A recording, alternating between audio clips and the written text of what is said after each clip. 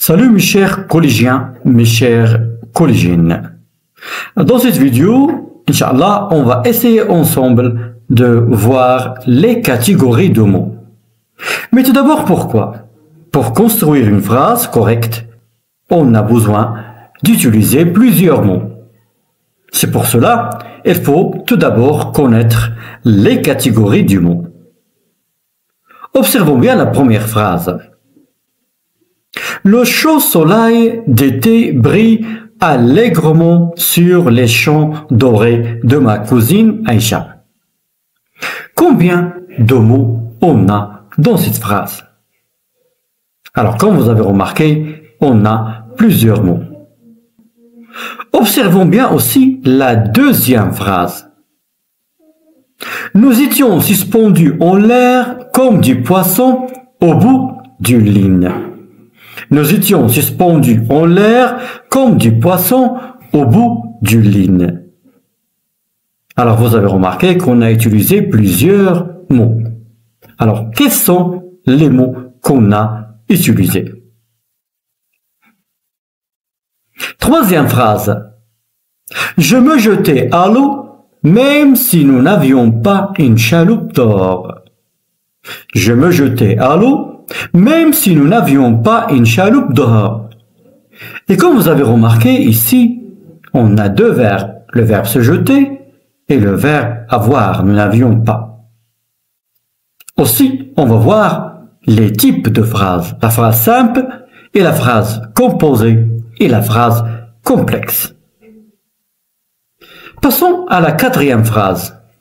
Raja a bien joué, mais il n'a pas gagné le match. On a utilisé plusieurs mots, mais quels sont ces mots? Et toujours, vous avez remarqué qu'on a deux verbes, jouer et gagner. Alors maintenant, j'espère, après avoir vu ces quatre phrases, que vous avez relevé les mots qu'on a utilisés pour construire ces phrases. Commençons par la première phrase. Le chaud soleil d'été brille allègrement sur les champs dorés de ma cousine Aïcha.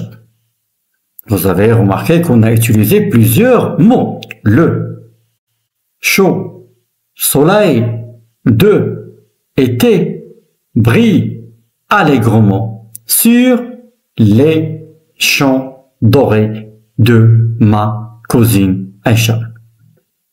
Maintenant, la catégorie de chaque mot.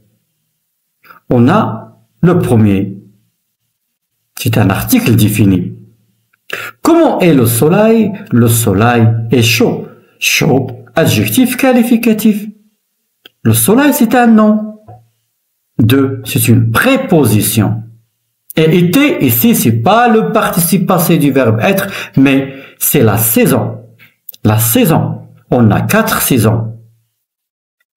Les 4 saisons de l'année. L'été. Le contraire de l'été, c'est l'hiver. Le printemps. L'automne. Brille. Que fait le soleil? Le soleil brille. C'est le verbe. Il nous montre l'action du soleil. Et allègrement. Comment brille le soleil? C'est pour cela on dit c'est un adverbe de manière et nous a montré comment brille le soleil. Sur, c'est une préposition. Les articles. Champ, c'est un nom. Et doré, c'est un adjectif qualificatif. De, c'est une autre préposition. Ma tassa, métessé, c'est un adjectif possessif. Cousine, c'est un nom. Et aussi, Aïcha, c'est un nom. Alors, vous avez remarqué qu'on a utilisé plusieurs mots et plusieurs catégories de mots pour construire une seule phrase. Et c'est une phrase expansive. Mais il y a un seul verbe. Ça veut dire, c'est une phrase simple. Une phrase simple. Maintenant, après avoir vu les catégories de mots dans la première phrase, quelle est la fonction du mot ou bien du groupe de mots?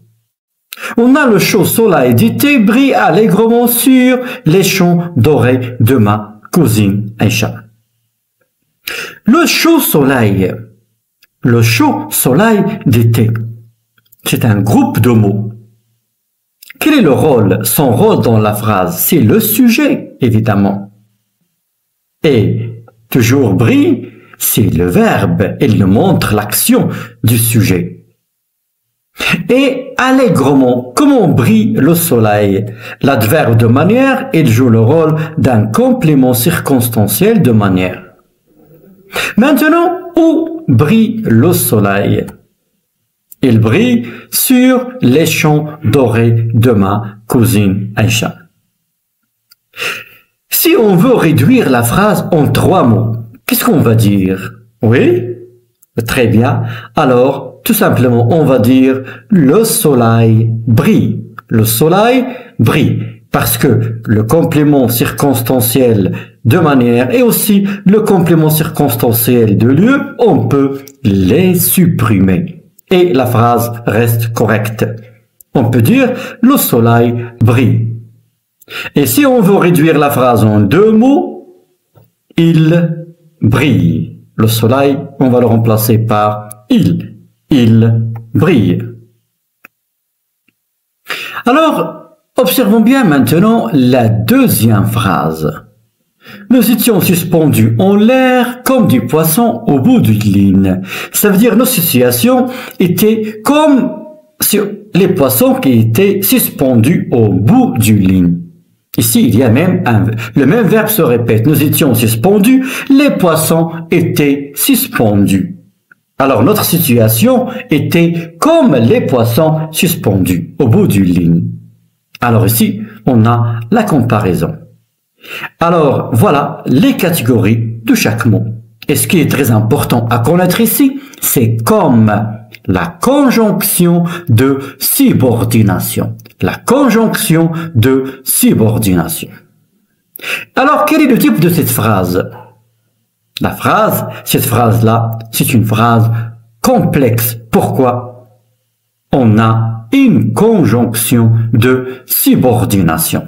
Alors toujours, lorsqu'on a une conjonction de subordination, on parle d'une phrase complexe qui peut contenir 2 verbes au plus. Alors ici, on a nous étions suspendus et aussi les poissons étaient suspendus en l'air. Et on a fait la comparaison entre notre situation et la situation des poissons suspendus en l'air. Troisième phrase. Je me jetais à l'eau même si nous n'avions pas une chaloupe d'or. Quelles sont les catégories de ces mots? Oui, alors voilà les catégories. Vous avez remarqué, on a utilisé plusieurs catégories de mots pour construire une phrase. Mais ce qui est très important aussi ici, c'est même si. Surtout pour les élèves de la 3e année collégiale. Même si c'est une conjonction de subordination. Et dans cette phrase-là, on a 2 verbes. Le verbe se jeter et nous avions le verbe avoir à l'imparfait. Ça veut dire on a 2 propositions. 2 propositions. Alors c'est quoi la proposition? C'est la partie d'une phrase qui contient un verbe. Et on a une seule phrase. Et toujours, on a une conjonction de subordination. Ça veut dire c'est une phrase complexe. Passons maintenant à la 4e phrase. Raja a bien joué, mais il n'a pas gagné le match. Regardez bien la catégorie de chaque mot. Raja a bien joué, mais il n'a pas gagné le match. Et toujours, on a 2 verbes, le verbe jouer et le verbe gagner. Mais la phrase, est-ce qu'elle est simple, composée ou bien complexe? Ici, on n'a pas relié entre ces 2 phrases par une conjonction de subordination, mais une conjonction de coordination. Les conjonctions de coordination, c'est mais, ou, et, donc, or, ni, car. Mais où est donc or ni car? Les conjonctions de coordination. Alors, lorsqu'on trouve une conjonction de coordination dans une phrase, c'est une phrase composée. peut trouver soit une conjonction de coordination ou bien une ponctuation, la virgule surtout. Alors, la phrase composée, elle contient deux propositions reliées par une conjonction de coordination ou bien une virgule ou bien un point virgule. Et toujours, vous avez remarqué, pour construire une phrase, on a utilisé plusieurs catégories de mots. Alors maintenant, qu'est-ce que les catégories de mots ou bien les mots qu'on a vus? On a vu le verbe, l'adverbe, les adjectifs ou bien l'adjectif qualificatif, les déterminants. Lorsqu'on dit les déterminants, ça veut dire les articles, les adjectifs possessifs, etc. Et ce qu'on va découvrir, Inch'Allah, dans les prochaines leçons aussi. On a le nom, le pronom, les conjonctions de coordination, les prépositions et aussi les conjonctions de subordination ou bien la conjonction de subordination. Alors voilà, bien voici les catégories de mots. Alors, commençons par la première catégorie. Tout d'abord, le verbe. Qu'est-ce que le verbe? Ici, il faut distinguer entre deux types de verbes. Les verbes d'état, ils indiquent l'état du sujet, ils répondent à la question comment est, comment sont. Comme par exemple le verbe être, le verbe paraître, sembler, demeurer, devenir, rester, avoir, l'air, passer pour. Ce sont des verbes d'état. Ils nous montrent l'état. Il y a les verbes, exemple tout d'abord, le petit chaperon rouge était naïf. Le petit chaperon rouge était naïf. Comment était le petit chaperon rouge? Il était naïf. Elle est devenue toute rouge. Comment est devenue la petite chaperon rouge? Elle est devenue toute rouge. L'état du petit chaperon rouge, elle est toute rouge. Il y a encore les verbes d'action. Les verbes d'action, ils indiquent l'action du sujet. Ça veut dire que fait le sujet. Comme par exemple le verbe manger, chanter, parler, raconter, descendre, prendre, marcher, etc.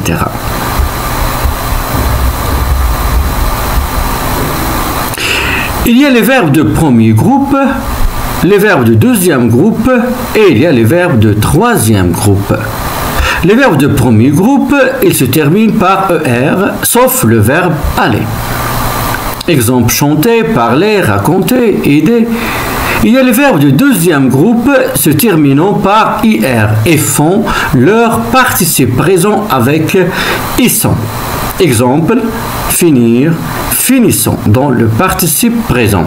Finir, finissons, choisir, choisissons, franchir, franchissons, blanchir, blanchissons. Et il y a sortir, attention, sortir n'est pas un verbe de deuxième groupe. Son participe présent est sortant. Il y a les verbes de troisième groupe. Ils sont des verbes irréguliers et ne se conjuguent pas de la même façon et changent de radical. Exemple, prendre, venir, savoir, descendre, mettre. Maintenant, la deuxième catégorie de mots, ce sont les adjectifs qualificatifs. Exemple, petit, rouge, grand, doré, noir, vaste, blanc. L'adjectif qualificatif, il qualifie soit le nom d'une chose, animal, ou bien d'une personne, il lui donne un caractère. Exemple, le chaud soleil était insupportable. Le chaud soleil était insupportable. On a qualifié le soleil par deux caractères. On a donné deux caractères au soleil. Le premier, c'est qu'il est chaud. Le deuxième, c'est qu'il est insupportable. Alors, chaud et insupportable sont deux adjectifs qualificatifs qui qualifient le soleil. On distingue l'adjectif qualificatif épithète. Qu'est-ce que ça veut dire épithète? Épithète, ça veut dire lié directement au nom. Chaud est lié directement au soleil. Il n'y a pas le verbe être, le chaud soleil. On n'a pas dit le soleil est chaud. Alors ici, l'adjectif est épithète. Il y a l'adjectif qualificatif attribut, lié au nom à l'intermédiaire d'un verbe. Exemple ici, insupportable est lié au soleil à l'intermédiaire du verbe être. Était insupportable. Alors il y a l'adjectif qualificatif épithète et il y a l'adjectif qualificatif attribut. Et aussi il y a l'adjectif qualificatif épithète détaché. Qu'est-ce que ça veut dire l'adjectif qualificatif épithète détaché? Ça veut dire séparé de son nom par entre deux virgules. Séparé de son nom par deux virgules. C'est ce qu'on appelle l'adjectif qualificatif épithète détaché. Exemple, l'enfant, virgule, troublé et effrayé, virgule, ne savait pas quoi faire. L'enfant, troublé et effrayé, ne savait pas quoi faire. Alors ici, l'état de l'enfant, on a qualifié l'enfant, il est troublé, il est effrayé. Et on a mis ici deux adjectifs entre deux virgules. On dit ici que l'adjectif est qualificatif épithète détaché. Par quoi il est détaché? Par les deux virgules. La troisième catégorie de mots sont les déterminants. Alors on distingue les articles. Article défini, le, la, les. Article indéfini, un, une, des. Article défini contracté, de le, il devient du, à le, il devient au. Aussi, on distingue les adjectifs possessifs. Voilà les adjectifs possessifs. Les adjectifs démonstratifs. Les adjectifs interrogatifs ou bien exclamatifs, quel. Les adjectifs numérales ou bien les adjectifs numéraux cardinaux. Et aussi les adjectifs numéraux ordinaux.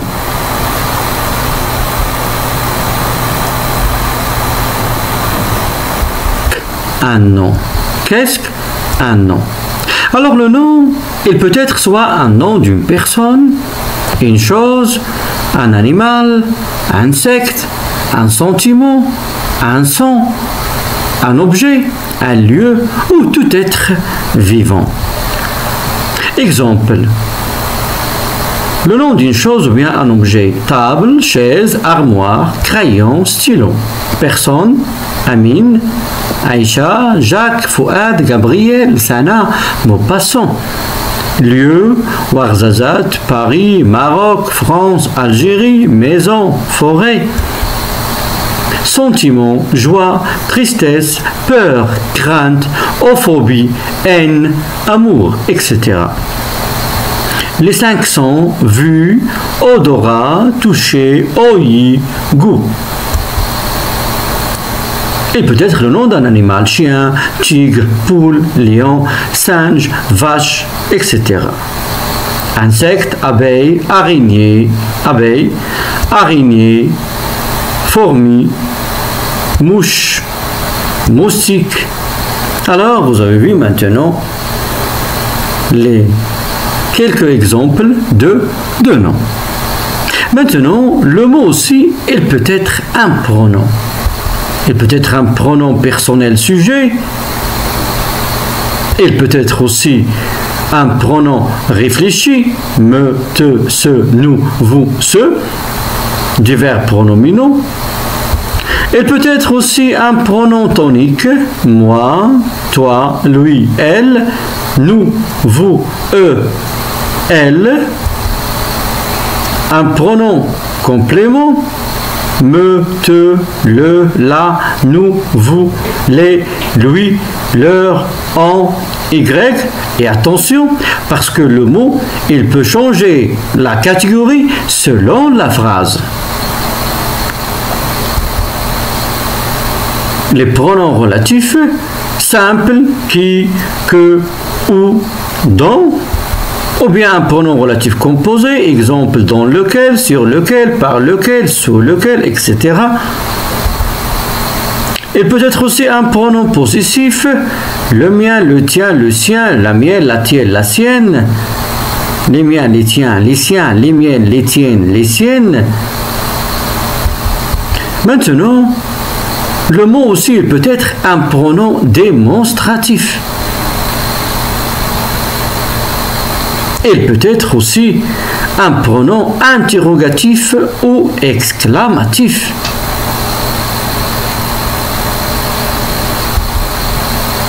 Il peut être aussi un pronom indéfini.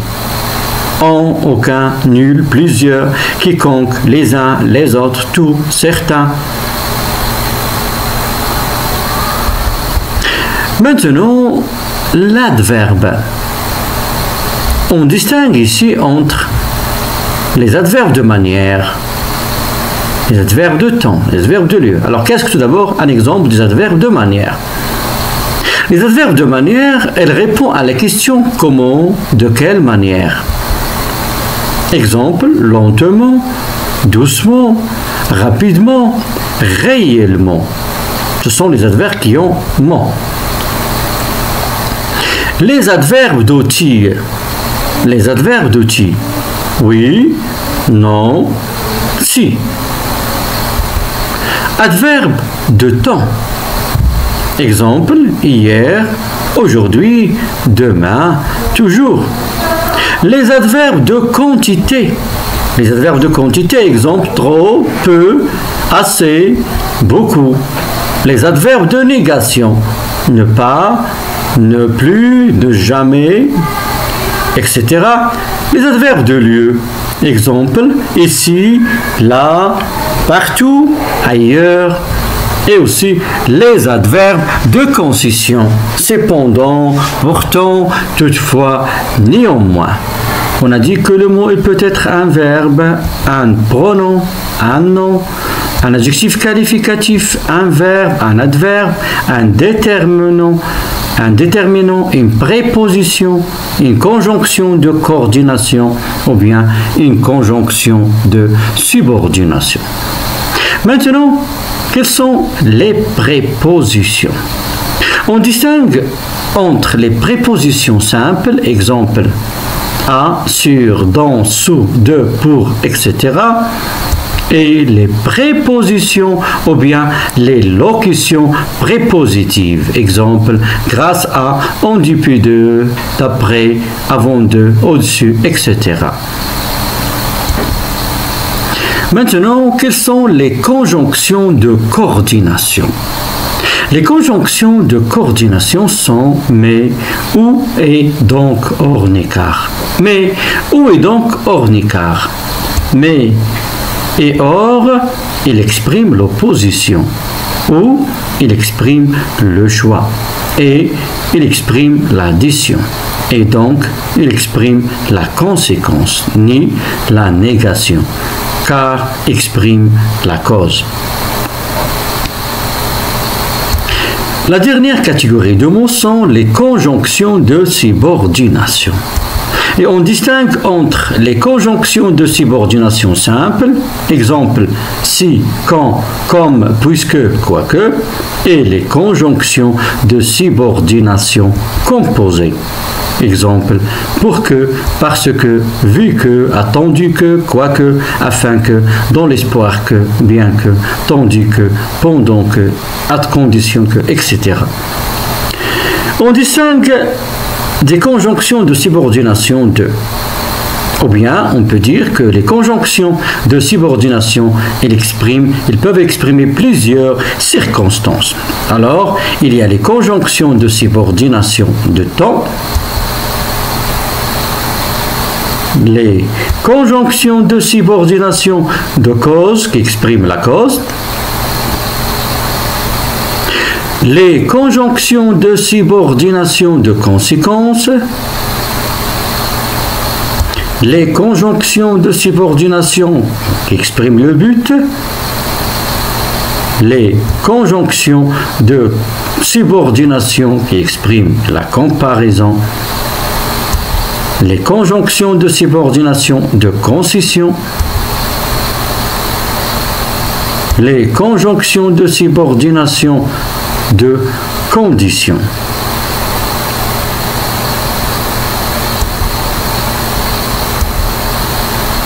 Alors, les conjonctions de subordination, elles peuvent exprimer plusieurs circonstances. La condition, la concision, la comparaison, le but, la conséquence, la cause, etc.